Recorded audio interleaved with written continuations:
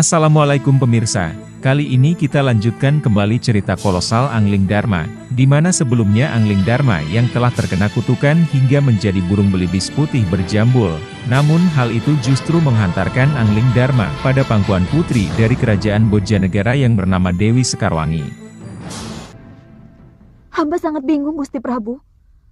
Cerita berlanjut di mana kala itu di kerajaan Bojanegara telah kedatangan wanita bernama Suri yang telah kebingungan membedakan suaminya yang asli, dikarenakan tiba-tiba suami Suri yang bernama Wajan itu telah menjadi dua dan sama persis, sehingga Suri tak dapat membedakan mana suaminya yang asli. Lantas Suri membawa permasalahan rumah tangganya kepada kerajaan guna memohon keadilan dan jalan keluar yang tengah ia hadapi saat ini. Berilah kearifan paduka kepada kami. Hamba yakin, hanyalah kebenaran yang akan kami terima. Sejak kapan suamimu tiba-tiba jadi dua begini? Bermula di mana Suri di suatu hari tengah menginginkan madu yang masih berada di dalam sarangnya. Tapi ini sudah sore, Suri. Tidak baik sore-sore begini keluyuran ke hutan. Namun ketika hari itu sudah mulai larut, Kang Wajan yang awalnya mencoba untuk menolak permintaan istrinya, akan tetapi Suri yang mengatakan bahwa itu ialah keinginan calon bayinya, maka dengan sedikit terpaksa Kang Wajan akhirnya menyanggupi dan bergegas ke hutan untuk mencarikannya madu bersarang demi calon bayinya. Ya sudah, saya cari.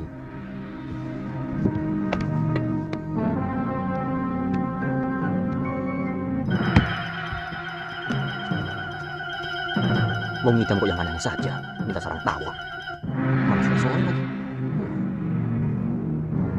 Akan tetapi di saat Kang Wajan yang hendak pergi ke hutan, tiba-tiba muncul sosok genderuwo besar yang sangat seram dari pohon depan rumah pasangan suami istri itu.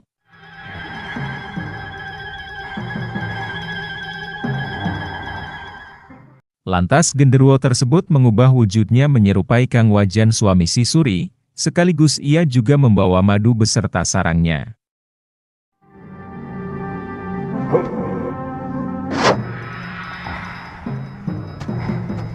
Kemudian genderuwo jelmaan manusia yang menyerupai Kang Wajan segera masuk ke rumah untuk menemui Suri.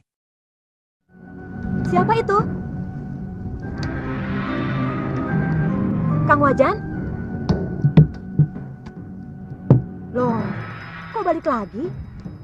Meskipun Suri tengah merasakan kejanggalan dari awal, mengapa Kang Wajan suaminya begitu cepat mencarikan sarang madu, tapi dikarenakan genderuwo itu sangat mirip rupanya seperti Kang Wajan, maka Suri tak menghiraukan akan kejanggalan tersebut.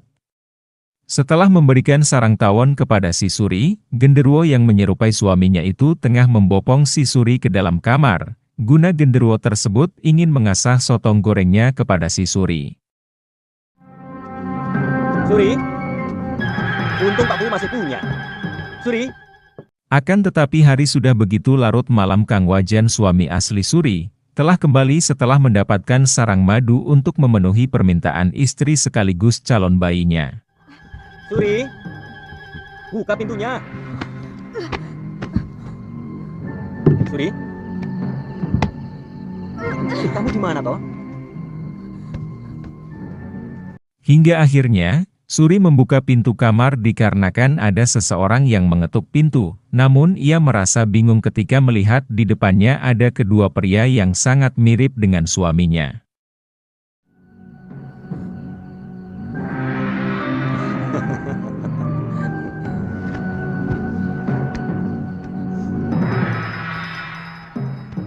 Hingga Suri pun tidak dapat membedakan mana suaminya yang asli dan mana yang palsu.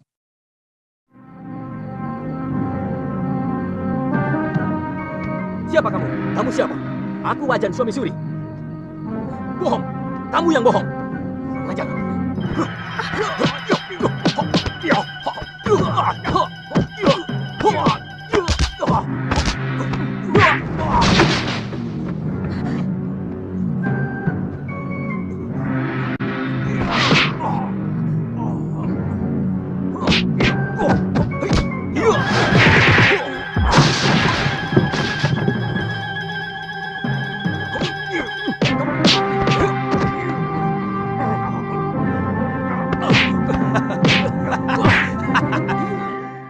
Oleh sebab itu terjadilah keributan di antara dua pria yang rupanya sama. Namun Suri hanya bisa melongo dan tak tahu harus berbuat apa, dikarenakan memang kedua pria yang mengaku sebagai suaminya itu memang bentuk fisik dan wajahnya tak ada bedanya sama sekali.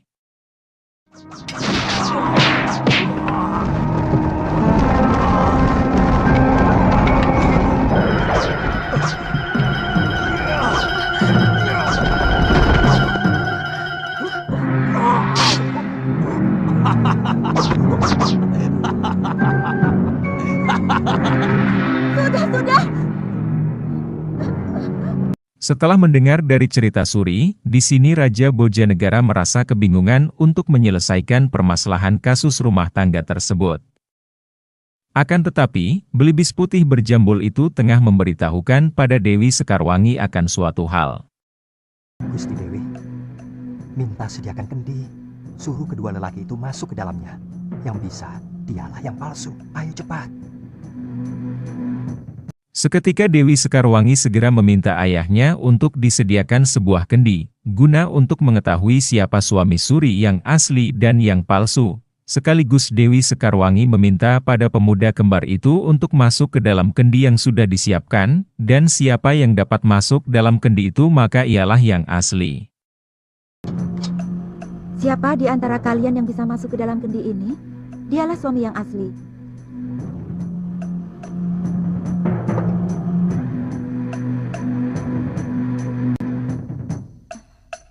Ayo, mulai kamu. Silakan masuk ke dalam kendi. Hamba tidak sanggup, Gusti.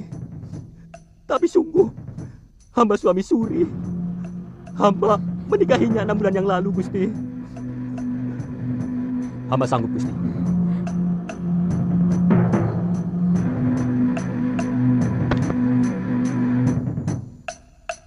Sehingga genderuwo yang menyerupai Kang Wajan telah menyanggupi permintaan Raja Bojanegara itu untuk masuk ke dalam kendi yang sudah disediakan, hingga genderuwo tersebut tak menyadari hal itu ialah sebuah jebakan dari Dewi Sekarwangi yang mendapat bisikan dari Belibis putih berjambul, dan di saat setelah genderuwo berhasil masuk ke dalam kendi. Dengan cepat Dewi Sekarwangi segera menutupnya, dan memberitahukan pada ayahandanya. Dia pasti yang palsu, Romo Prabu. Dia genderuwo yang menyamar sebagai suami ibu itu. Kamu cerdas sekali, anakku.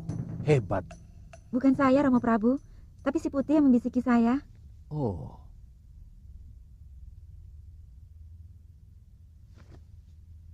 Genderuwo busuk ini harus dihukum. Setelah itu saat Raja Bojanegara mengumumkan akan menghukum genderuwo yang sudah terperangkap di dalam kendi itu, seketika genderuwo tersebut memberontak, sehingga kerajaan Bojanegara ikut bergetar seperti halnya gempa bumi yang dahsyat, lantas terpentallah kendi itu sekaligus genderuwo itu berhasil keluar dari dalam kendi kembali, namun dengan wujud yang menyeramkan.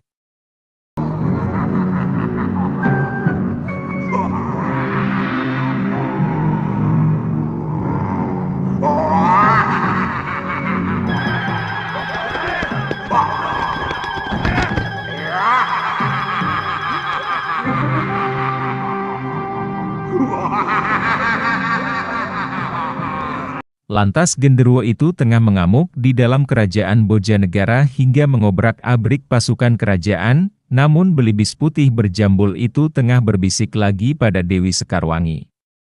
Tenang saja Gusti Dewi, hamba akan membantu.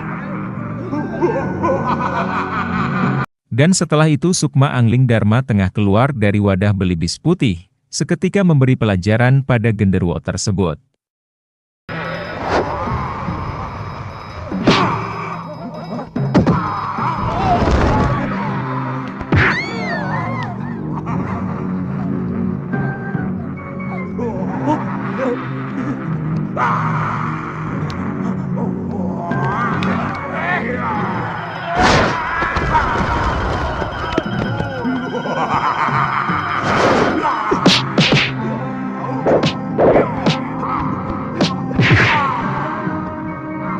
Suri, bangun Suri. Suri. Suri.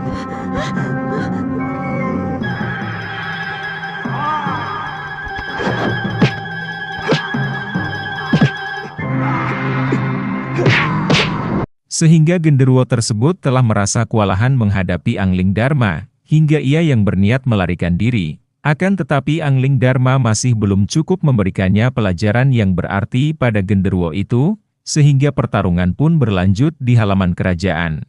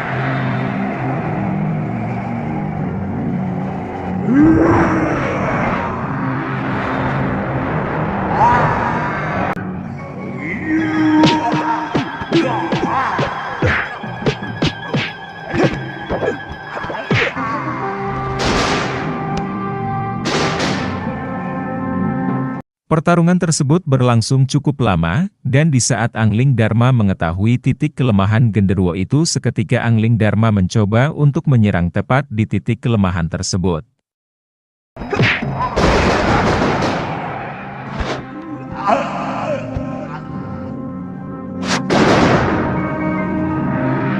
Setelah serangan Angling Darma yang tepat mengenai titik kelemahan genderuwo itu, seketika genderuwo itu pun terkapar sekaligus modiar, dihajar habis-habisan oleh Angling Darma. Lantas Angling Darma yang sudah menyelesaikan pertarungan tersebut, ia segera kembali ke wadah belibis putih berjambul kembali, dan memberitahukan pada Dewi Sekarwangi. Genderuwo itu sudah tewas, Gusti Dewi.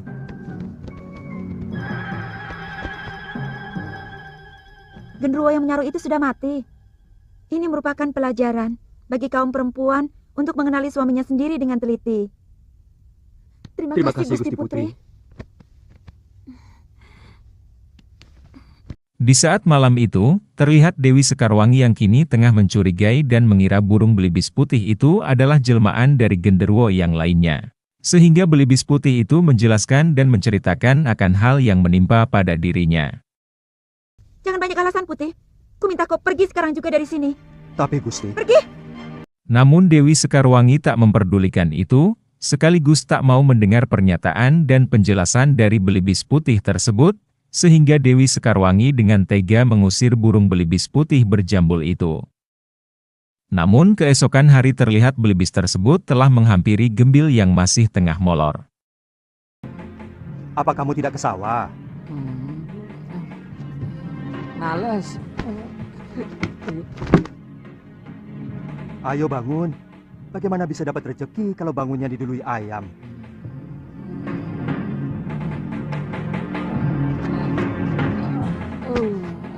Biar.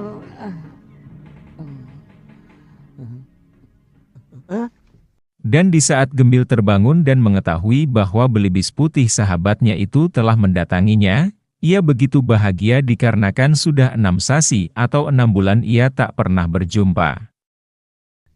Aku kan sudah janji akan tetap mengunjungi kamu. Hei, ayo kerja. Kok ngeliatin aku terus loh? Gak pernah lihat orang ya? Kok sama aku kok gumun loh? Aku bukan orang apa? Gumun loh. Sama orang kaya kok gumun. Oh ya, jangan galak-galak apa-apa. Pati-pati bukan, emang bukan. Kok yo galak kayak gitu? Aduh, ini lagi. Semua sudah pada kerja loh. Kok baru bangun kamu, Bil? Hah? Loh? Waduh, si Putih. Si Putih kok di sini lagi ya? Wah, bahaya ini. Kalau sampai ketahuan sama Gusti Putri, kamu bisa dihukum. Kan janjinya setiap bulan aku boleh ketemu sama si Putih. Sekarang sudah 6 bulan. Baru ketemu ya dia. Tapi mau kemana? Bil, sini toh. Tak beritahu. Tak beritahu. Ini. Iya, tapi jangan pergi. Iya ya, tapi jangan digeret toh, Po. Habis kamu mau pergi kok. Tidak boleh keluar rumah. Hah? Ini berbahaya. Tidak perlu kamu memamerkan si Putih di tempat umum. Ketika Gembil yang hendak mengajak jalan-jalan Belibis itu, tiba-tiba ia dihadang oleh boponya sekaligus mengingatkan bahwasanya semua orang telah mengetahui bahwa burung Belibis itu ialah kesayangan putri raja. Takutnya nanti kalau ketahuan orang lain Gembil bisa dilaporkan pada kerajaan dan bisa terkena hukuman. Mendengar pernyataan itu, Belibis tersebut juga sependapat dengan Bopo Gembil. Omongan bapakmu itu benar, Bil. Lebih baik kamu di rumah saja. Begitu ya? Iya. Ya wis lah. Hingga akhirnya, Gembil mengurungkan niatnya untuk keluar rumah guna demi keamanan bersama. Bayangan itu seperti melekat dalam pikiranku, Mbok. Aku benci. Tapi, Maaf Gusti, bayangan siapa? anu, si putih. Maaf Gusti, tapi kan Gusti sendiri yang ngusir dia. Di sisi lain terlihat Dewi Sekarwangi yang terus-menerus kebayang akan Belibis putih kesayangannya itu, yang telah ia usir hanya dikarenakan prasangka yang menghantui Putri Sekarwangi yang mengira Belibis putih tersebut juga jelmaan dari genderuwo, sehingga Putri Sekarwangi terlihat nampak lebih murung dari sebelumnya sekaligus sang putri juga berharap akan Belibis putih berjambul kembali lagi pada pangkuannya. Dan ketika Gembil yang mendengar curahan hati Angling Dharma mengenai Putri Dewi Sekarwangi, yang saat itu masih berwujudkan Belibis putih berjambul. Makanya, kamu juga macam-macam sih. Belibis itu kan bangsa burung. Kok ya naksir manusia? Putri raja lagi. Ndak patut toh? Jadi orang itu. Lali aku. Jadi burung itu. Mbok ya tahu diri. Atau kamu sudah pengen kawin. Ngomong. Ngono kok ya izin. Kalau kamu sudah pengen kawin, besok tak cariin di pasar.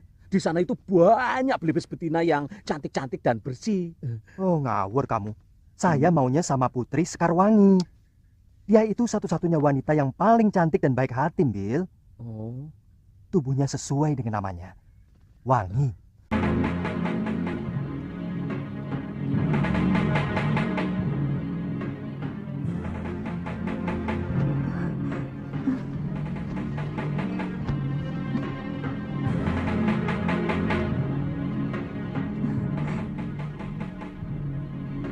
Namun di malam itu, Angling Dharma memberanikan diri mendatangi bilik kamar Dewi Sekarwangi, namun Dewi Sekarwangi yang tengah merenung tiba-tiba merasakan akan kedatangan Belibis putih berjambul itu. Seketika Dewi Sekarwangi merasa bahagia sekaligus memohon maaf atas perlakuannya kemarin yang dengan kasar mengusir Belibis putih itu. Dan dengan kejadian tersebut Dewi Sekarwangi meyakini bahwa Belibis putih bukan belibis sembarangan. Maafkan perlakuanku dulu itu, Putih. Tidak apa-apa, Gusti. Wajar saja kalau Gusti terkejut melihat perwujudan hamba yang lain. Tapi sungguh, Gusti, hamba tidak bermaksud untuk mempermainkan Gusti. Saya yakin kamu bukan belibis biasa. Dan pada akhirnya Angling Dharma memberanikan diri menceritakan semua pada Dewi Sekarwangi akan kejadian yang tengah ia alami, hingga ia mendapat suatu kutukan menjadi seekor burung belibis putih berjambul itu. Maukah Gusti menolong saya? Tentu. Kamu ingin apa, Putih? Tibalah Angling Dharma juga memohon pada Putri Dewi Sekarwangi untuk mencabut jambulnya, sekaligus ia meyakinkan Dewi Sekarwangi kalau ia benar-benar mendapat kutukan dan dengan cara itulah untuk mengakhiri kutukannya. Ayolah Gusti. Gusti tidak usah khawatir. Hamba tidak akan merasa sakit. Jambul itu yang akan mengakhiri kutukan kepada hamba.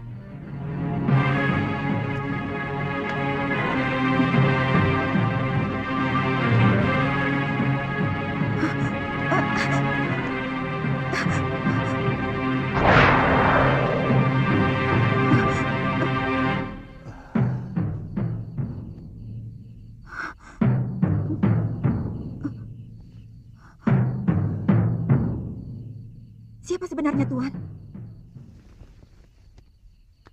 Hamba Angling Dharma, Gusti Dewi. Angling Dharma, Sang Prabu Malwapati? Paduka telah mempermainkan hamba selama ini. Tidak, Gusti Dewi. Gusti Dewi, hamba... Jangan panggil hamba dengan sebutan Gusti. Karena Padukalah yang patut hamba gustikan. Setelah mengetahui bahwa belibis putih berjambul itu ialah perwujudan dari Angling Dharma, Dewi Sekarwangi merasa malu dikarenakan ia yang terlihat menaruh hati pada Prabu Angling Dharma.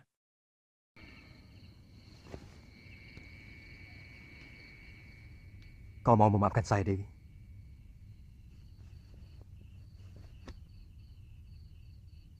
Dewi telah membebaskan saya dari tenungan. Tapi sangat tidak pantas kalau seorang lelaki tinggal di dalam bilik seorang putri. Lebih baik sementara waktu saya akan tetap berwujud belibis dengan jambul. Namun Angling Dharma menyampaikan pada Dewi Sekarwangi bahwa ia akan melanjutkan tugas pengembaraannya terlebih dahulu dan setelah itu akan kembali mengunjunginya kembali. Tuan akan mempermainkan hamba lagi? Pada saatnya saya akan kembali kemari, Dinda Dewi. Setelah tugas pengembaraan saya selesai. Dan bagaimana kelanjutannya? Nantikan di episode berikutnya. Tak lupa kami ucapkan banyak terima kasih sudah menonton video kami.